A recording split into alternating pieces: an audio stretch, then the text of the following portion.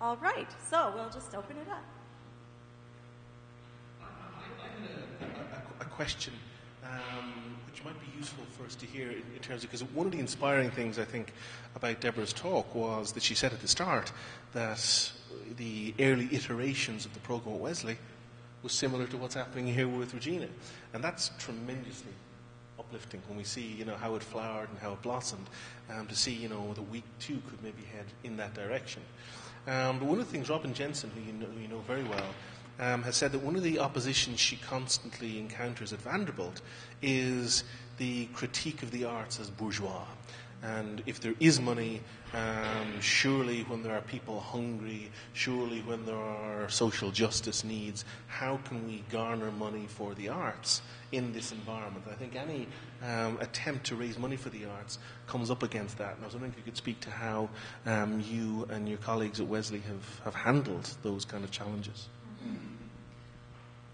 Well, I don't know that we have handled them very well. I think that critique is always endemic to the church and to society at large, that social justice issues always seem to be so big and so overwhelming, and we will never, any of us, see the end of them. So why should we fool around making art?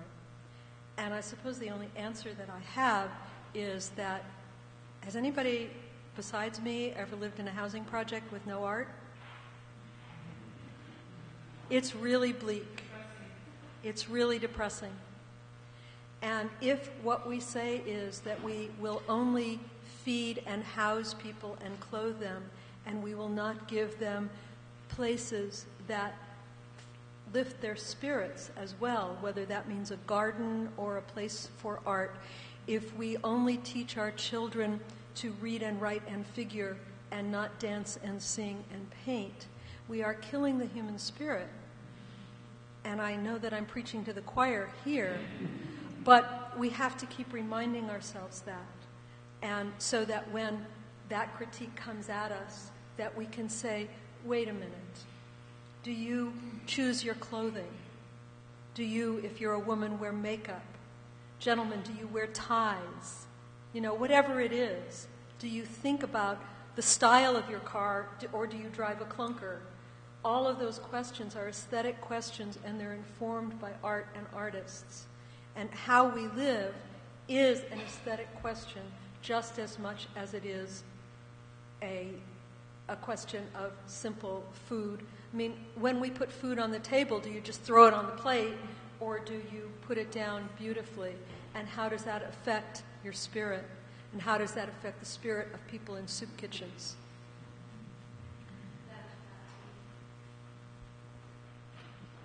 I understand that critique and have often heard it as well.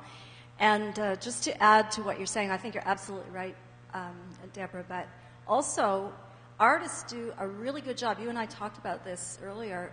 Artists do a really good job on the social justice thing.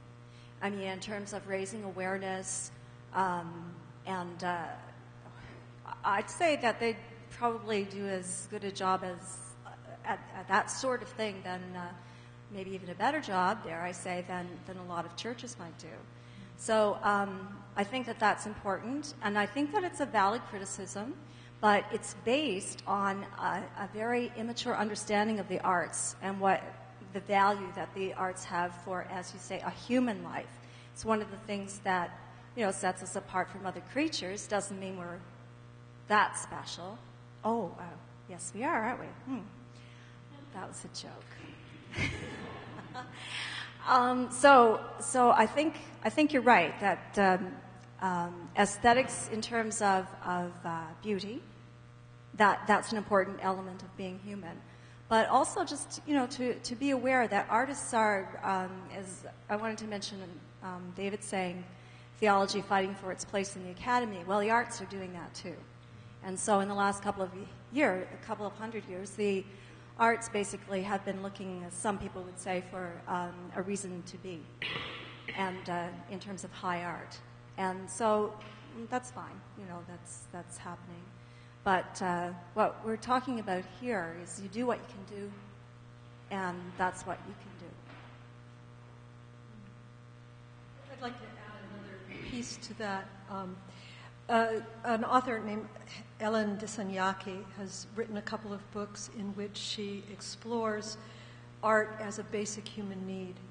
And she talks about how art is part of intrinsically what it means to be part of a human community.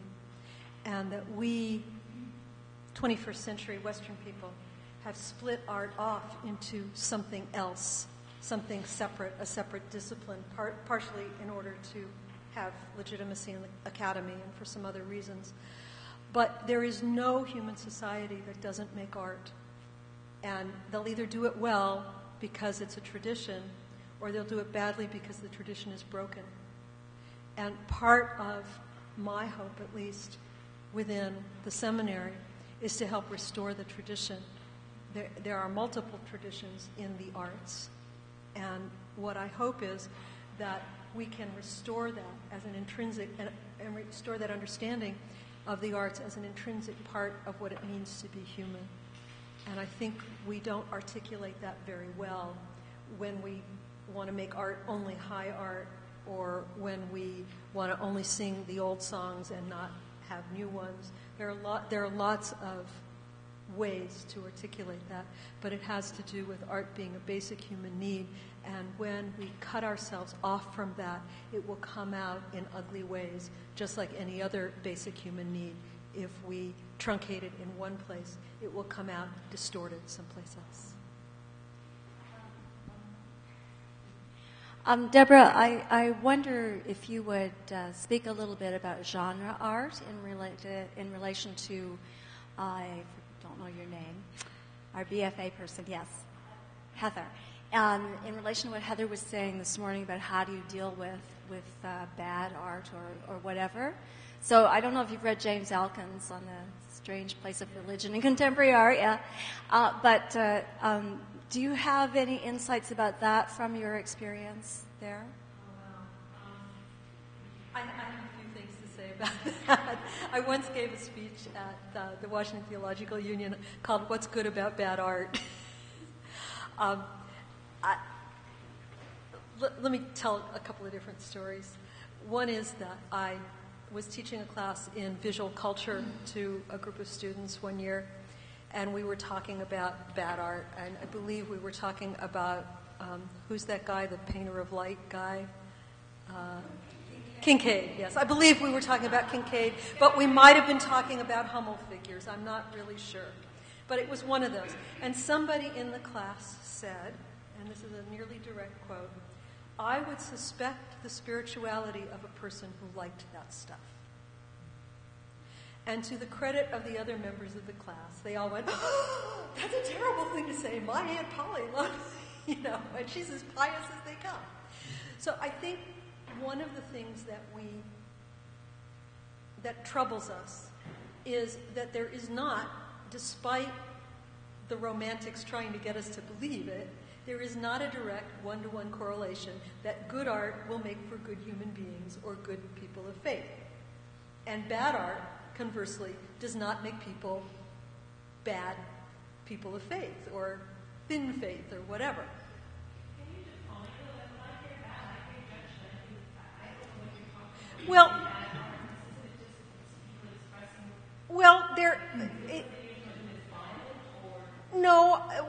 That's the thing, is that people have different definitions of what bad art is. And I've had students say the same thing to me, that you're just saying that there is no such thing as bad art, there's just art. But there is art that is more skillful than others. There is art that is deeper than others. There is art that rewards your looking at an increasingly deep level the more you look at it. And there's art that is thin and facile and glib and... it's okay to be judgmental in certain circumstances. Because you're always judging when you have taste, you judge. Right. It is judgmental.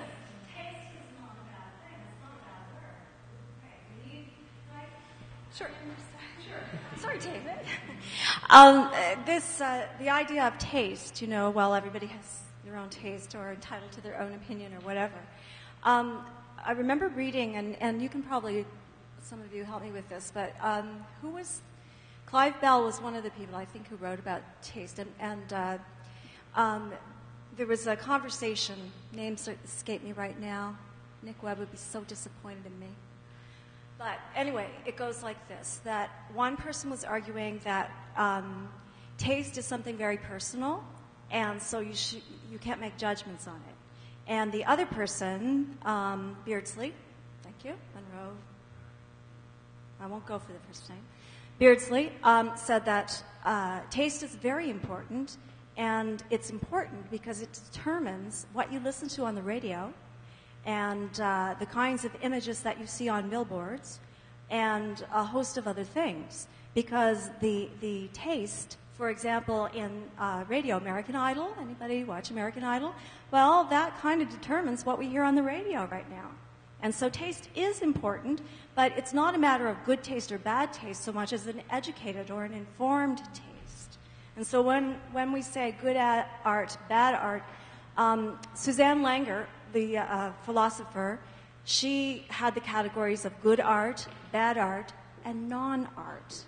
And I think that that's a really good distinction, because some things that people make or do are not bad art, they just aren't art. That's part of it has to do with where you are in the conversation. If you are in the museum, art school, high art, galleries conversation, then what is good and bad art is one way of describing the landscape. If you are in the primitive visionary art brute conversation, then it's a whole different set of criteria. If you're doing art therapy or art for spiritual development, then it's a whole different set of criteria.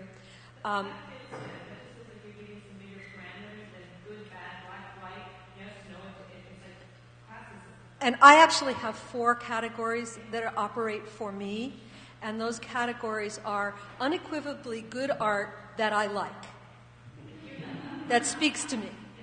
That's an easy one. The other one that's easy is unequivocally bad art that I don't like. And that's a pretty easy one. Oh, yeah, that's junk. No, I would never put that in a gallery. It's junk. Then there is good art that I don't like. And there is tons of good art that I don't like. It just doesn't speak to me. I will probably never get Dubuffet as long as I live. I just don't like his work. I'm an educated person. I have an MFA. I studied art history. I know it's good art, but I don't like it. And then there's the really problematic one of bad art that I like. You know? But only certain kitsch. Only certain kitsch. I have a plastic Virgin of Guadalupe that lights up. Thank you. You know, it just depends.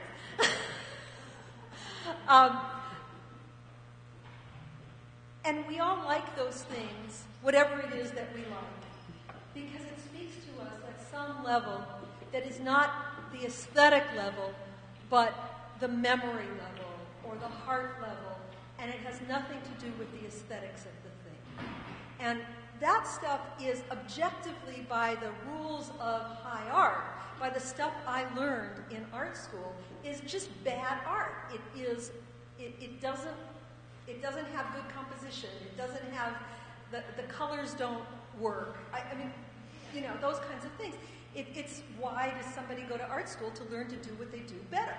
You know, why do we take a class in anything? Because we want to learn to do that thing more skillfully.